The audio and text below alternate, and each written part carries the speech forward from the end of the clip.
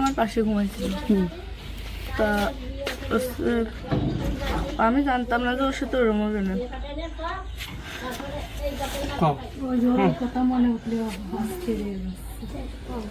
আপনি আসিয়ার বোন, আপনি ওইখানে ওই দিন ছিলেন এক ঘরের ভিতর, আপনার কথা মানে আপনি যা বলবেন সেটাই হবে। এই জন্য আপনাকে যদি ওরা ঘুমের ঘরে কিছু খাওয়াই থাকে আপনি বলবেন যে আমাকে ঘুমের ভিতরে কিছু খাওয়াই দিচ্ছে, আমি ঘুমাইছিলাম, আমি কিছুই জানি না, আমি সকালে উঠে দেখছি এটা। কিন্তু আপনি যদি বলেন যে রাত 2:30টার সময় হয়েছে, আমি তাহলে তো হবে না।